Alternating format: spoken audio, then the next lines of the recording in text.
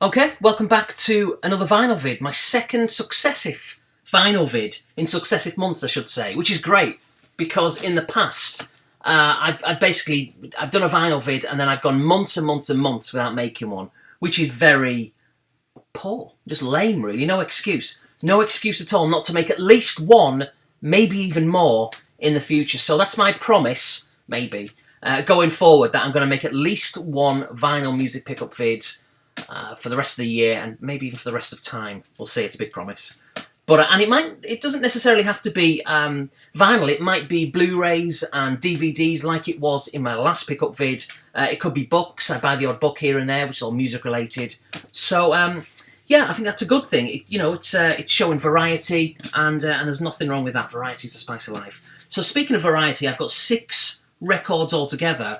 I mean, there's a few different genres as such, but they're not too radically different.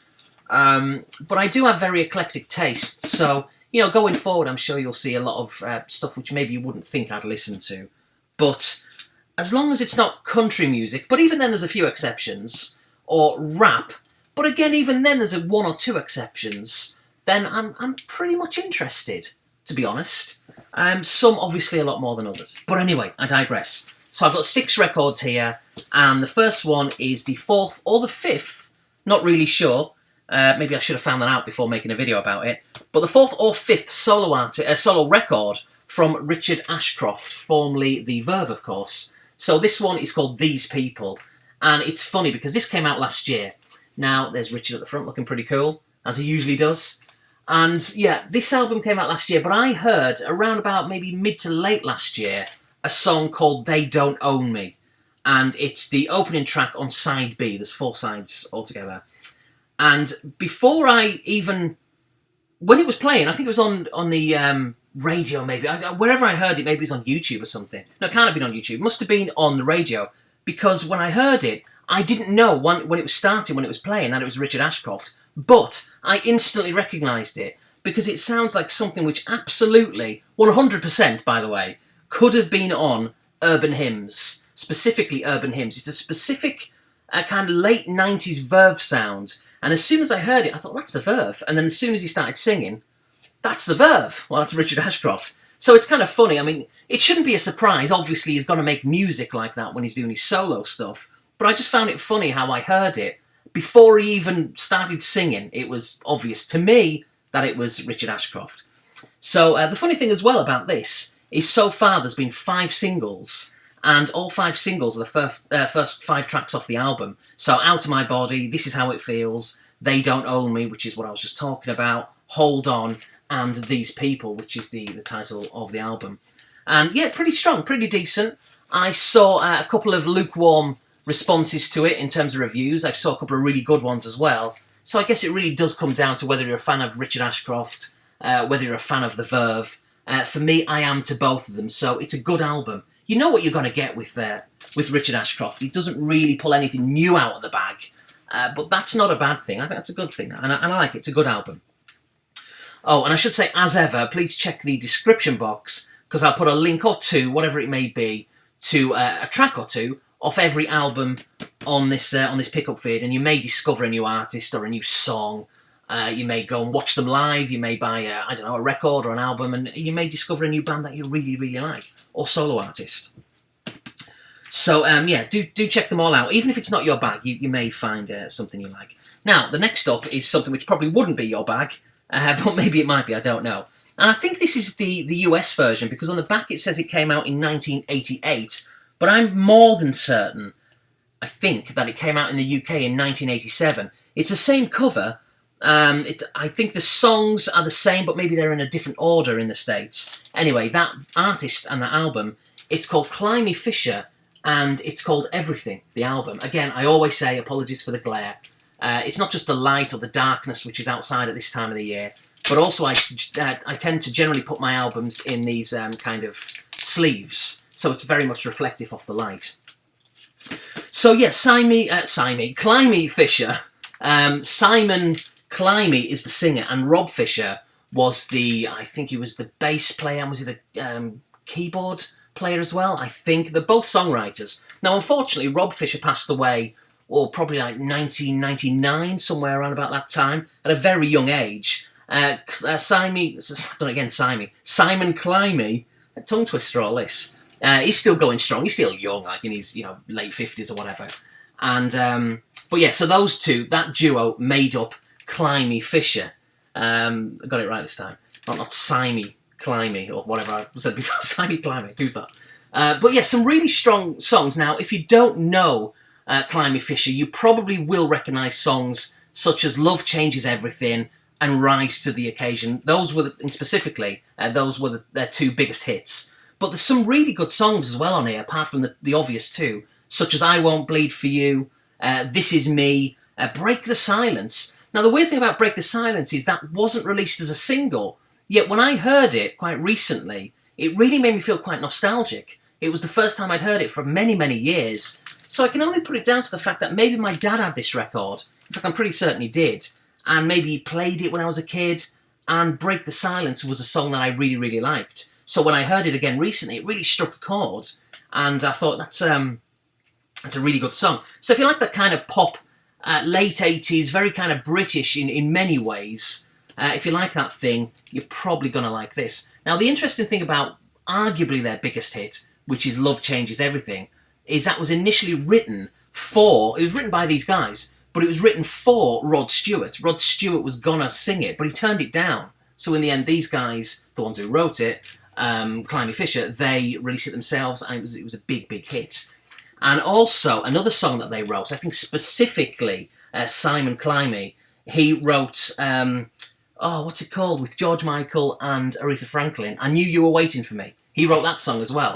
So he's got a lot of songs in his back catalogue. And George Michael as well, by the way. Oh, I'll talk more about George Michael next month in a pickup-related video. But goodness me, what a shocker that was. Shocker. Still shocked. But again, I'll talk more about that next month. So, Climby Fisher, they only released 2 albums. They only had one more after this. And it didn't do as well. But yeah, Everything by Climby Fisher, as I keep saying. A very good album if you like that late 80s. I'm hesitant to say kind of cheesy music, but it's very much of its time. But I like it. I don't know if it's because I'm just kind of nostalgic about it, or I just like that music, or a bit of both, maybe. Swig of tea and a cough, apologies. So, next up, if you go back maybe, when was it, maybe 2 or 3 months, I think it was, I picked up 2 albums by Erasure. So, spoiler alert straight away. And the reason why I did that, apart from liking Erasure, I'll just show you what it is. It's The Innocents, Erasure's 3rd album. And I really like the artwork as well, with the church kind of work going on the front there. It looks really, really good. Stained glass windows and all that kind of stuff. And on the back as well. So, yeah, what they did, it must have been, was it last year or the year before? I think it was last year. They released pretty much all, apart from maybe some of the more recent albums. They re-released them, reissued them, with this 30th year anniversary sticker, because it's 30 years since Erasure's debut album. And I've bought a few of them, and I'll continue to buy a few more, and of course, as and when I do, I'll have them on a vinyl pickup vid. But so this is their 3rd one. Their 1st and their 2nd I had on a pickup vid 2 or 3 months ago. And this is a great, great album. I mean, the songs like A Little Respect, Ship of Fools is an amazing song, Phantom Bride, Chains of Love, Heart of Stone, Yahoo is a really good song. It's just a brilliant album, and I'm a big fan of Erasure, and they're still going strong. You know, I'm not going to lie, I mean, I've sort of lost touch a little bit with what they've released in recent years. But, you know, with the advent, obviously, of the internet, I'm keeping in touch with them on YouTube and checking them out, you know, Twitter and their website and all that kind of stuff. I just haven't bought their recent stuff, but I probably will, because, you know, they're releasing some good stuff. So, yeah, 3 down, 3 to go. So we're going to go a little bit more rocky on this one, kind of alternative indie rock. And it's a British band, a Welsh band called Catfish and the Bottlemen.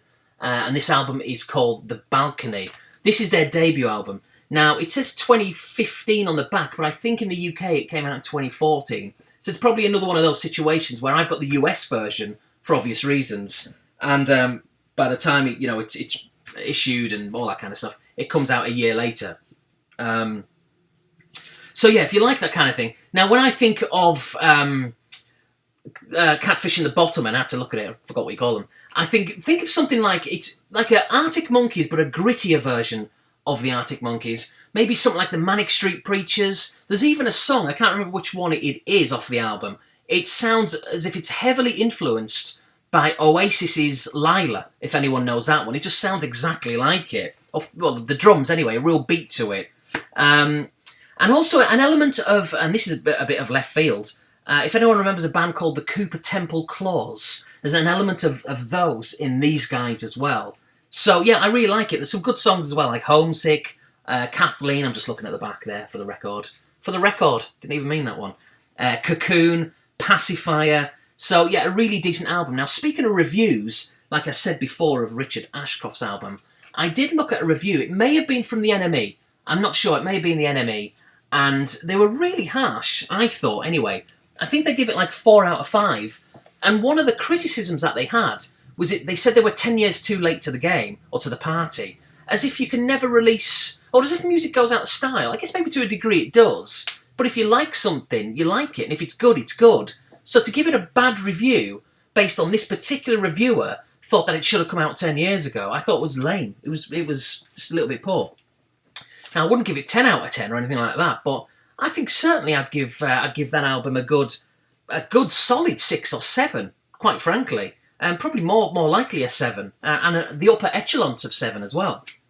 But I guess we're all different. But as I say, check out the links in the description box and see what you think for yourself. So 2 left. Both of them actually are debut albums, and one of them is probably going to be their last album. Maybe. We'll see. Now, this is an interesting one. This is a band called, if I pronounced it right, this is going to be a sequence of maybe mispronunciations coming up, but the Voltaire Twins. The Voltaire Twins are a duo, 2 siblings, a brother and a sister, from Australia. I think it's Melbourne, but I stand corrected on that. It's definitely Australia. And this album's called Milky Waves. It's their, like I say, their debut album.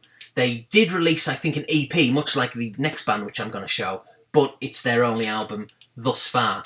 And how I discovered these guys, I don't think they're particularly well known, maybe outside of Australia, but I discovered these guys on some kind of funding website. You know those websites where bands go on there and they'll offer their record, and maybe like you can get a signed version, or by the way, obviously you can probably see it signed on the front there. I think it's Tegan and James, the brother and sister. And they'll offer like a t-shirt or signed versions. You pay a little bit more. You might get like tickets to the gig, you know, that kind of stuff. Like a funding kind of page. And I just, what was it? I can't remember what you call the website. But I heard a song, and I think you pronounce it Animalia. The song Animalia. And the song topic is taxidermy or taxidermy. I never know how to pronounce that. Taxidermy or taxidermy, however you say it, is basically, you know, when they stuff animals and preserving animals. That's what that is. So that song, Animalia, is a very weird video. It's really kind of freaky, but check it out, because it's a really good song. If you like that kind of dance, synth pop, what else would you say? Like kind of an electropop kind of vibe to it, which is what this group are all about, and the next one as well, for that matter. And so I heard this song called Animalia on I believe it was a podcast going back about 1.5 years. And I made a mental note, and I also wrote it down on a piece of paper, and stuck it to the side of my computer, like I usually do when I hear a song, and I'll check it out later on, like online. And I thought, I've got to check that band out. Who are they? And at that point, they hadn't released an album, so I spent the past, I don't know, year maybe, just waiting for them to release this album.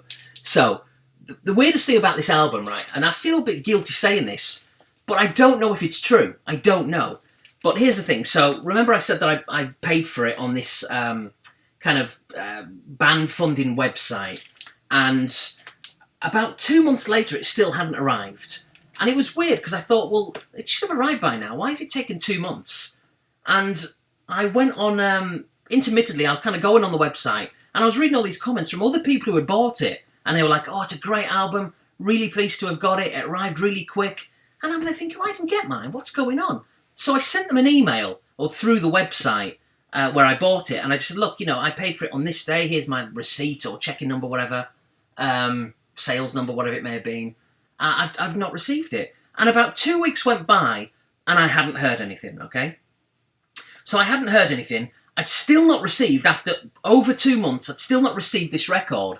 So what I did is I went online on my credit card company, on like the Capital One thing, and you know, you can essentially file what is kind of like a chargeback, where you basically tell them that you haven't got what you paid for.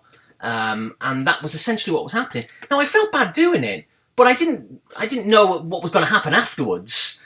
And so basically, I think, but I don't know, this is a bit where I'm not sure, I think my bank gave me my money back. I don't know, because I've never checked. I'm just presuming they did, because I told them I didn't get it. But the thing is, about a month later, I had a reply from the guy, the singer in the band, who obviously manages his account on this website, and he was really apologetic. He's like, "Oh, sorry, Alex." He said, "I could have sworn I sent that, but not a problem. I'll send another one out in the morning, and it'll be with you in a week or two from Australia to the States."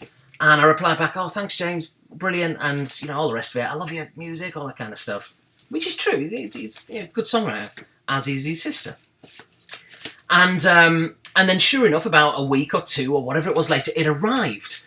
But I've potentially got a copy that I got my money back for, so I didn't pay for it. But I'm not sure. Now, I could find out. It's such a long-winded story, and who cares? But I could find out by looking at previous credit card statements. So I was thinking of doing that. Or what I was thinking of doing was just basically just buying maybe another one of their EPs or their records and paying for it that way. Or, I don't know. It's a weird situation to be in. I feel guilty. But it wasn't my fault, obviously. And I may have paid for it. Maybe my credit card company didn't give me my money back. I've not looked into it. But anyway, so Milky Waves is a really, really good album. If you like that kind of dance, synth pop, electropop kind of stuff, like songs like I'm Awake, that's how it starts. It's a really good song. Good Night Spirit is a good track. But as I say, check out the track called Animalia, which is a strange video, but a really, really catchy kind of song. And then last but not least is a band from New York, Brooklyn, I think, and the band is called Little Daylight. The album is called Hello Memory, and it's a trio, and again, that synth-pop kind of vibe. Excuse me. And I heard this, by chance, I heard a song on the radio, I think, or maybe it was on something like Spotify or something, maybe on like a random shuffle, and that song was called Mona Lisa. It's a very kind of, well, as I keep saying, like a synth-pop, poppy kind of track that you'd hear on the radio, like a summery kind of tune. And I thought, I really like that. This is a good few months ago now. I thought, I really like that. I'm going to check that out. Obviously, very quickly in this day and age, because of the internet, I found out who it was, just typing the lyrics in and that kind of stuff. Checked out their other stuff. Saw that they had an album which came out in 2015, I think? 2014. And I thought, well, I'm going to buy it. I've got to buy it then. And I really like it. It's one of those... Last month I had a video by an artist called Lady Hawk, and when I was referring to Lady Hawk I mentioned another artist called Little Boots, and those two are very similar to this in the sense that almost every track I like, one after the other. It's a really good kind of dancey club, summery kind of pop song. So if you like Lady Hawk and if you like Lady Boots, you're probably going to love Little Daylight and Hello Memory, because it's a really good album and very similar in the sense that the songs are very strong if you like this kind of genre of music. So, but yeah, I just actually found out the other day that it looks as if they split up at the tail end of last year. So they basically released one album, which is this, their debut album, and I think one EP, which may have come out after, or before, I guess, this particular album. So that's a shame, because I can only presume maybe it didn't sell as many as they thought, because obviously music's very competitive these days. But I really like it, and I think as well, the weird thing about it, if memory serves me right, they've released one single, and that's another telling sign, I guess, and maybe things just didn't work out. One single off this album, but they made 3 videos for 3 different songs, so maybe the intention was to release the other 2. I can only presume that's what it was, but they never actually did it. So yeah, if you like your kind of synth-poppy music, you're probably gonna like that. I like it, and it'll be interesting to see what you think. So, as I keep saying, check out the description box below, and you may discover a new artist that you like, and you may go out and buy their stuff, or watch them live, or whatever it is you do. So until my next vid, which is going to be very, very soon, but my next vinyl vid will probably be at the tail end of this month, or maybe early March. Probably more likely early March, but never say never. Anyway, thanks for watching. Oh, bit of spine action. Obviously, you've got to see that. Thanks for watching, and I'll see you later.